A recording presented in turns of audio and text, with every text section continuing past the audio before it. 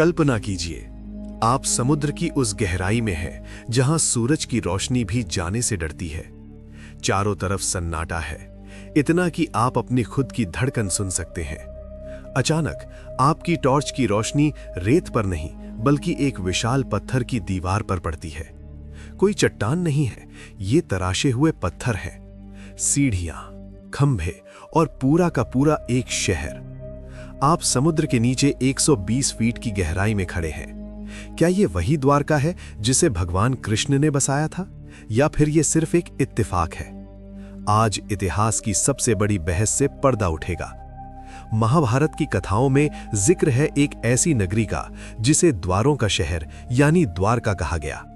जब मथुरा पर संकट आया तो कृष्ण ने अपने पूरे वंश को सुरक्षित करने के लिए समुद्र के किनारे इस दिव्य शहर का निर्माण किया। सोने के महल, चौड़ी सड़कें और एक ऐसा बंदरगाह जहां से पूरी दुनिया का व्यापार होता था। लेकिन शास्त्र कहते हैं कि जैसे ही कृष्ण ने अपनी देह त्यागी, समुद्र हिंसक हो उठा। लहरें उठीं और पल भर में उस वैभवशाली शहर को निगल गईं। हजारों सालों तक दुनिया ने इसे सिर्फ एक कहानी माना, लेकिन 1980 के दशक में समुद्र ने अपना राज उगलना शुरू कर दिया। साल 1983 भारत के मशहूर पुरातत्वविद डॉक्टर S.R. राव गुजरात के तट पर उतरे। जब गोताखोर नीचे गए तो जो उन्होंने देखा उसने इतिहास की किताबों को चुनौती दे दी। समुद्र की तलहटी में छिपे थे प्राचीन लंगर, विशाल दीवारें और इंसानों द्वारा बनाई गई संरचनाएं।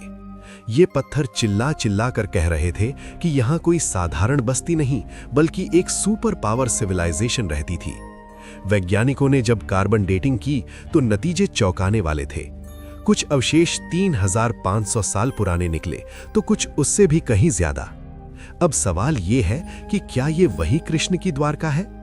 सबूत देखिए। लोकेशन, ये ठीक वही विला जहां आज की द्वारका है।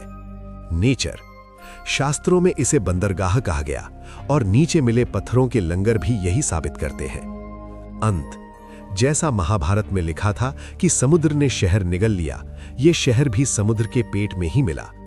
लेकिन वैज्ञानिक अभी भी एक आखिरी पुख्ता सबूत की तलाश में है। क्या ये सच में कृष्ण का निवास था या फिर कोई और प्राचीन खोई हुई सभ्यता?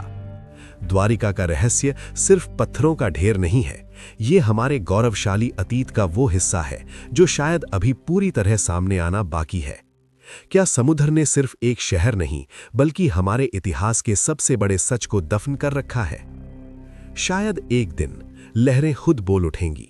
तब तक द्वारिका समुद्र की गोद में एक अनसुलझी पहेली बनकर सोई रहेगी।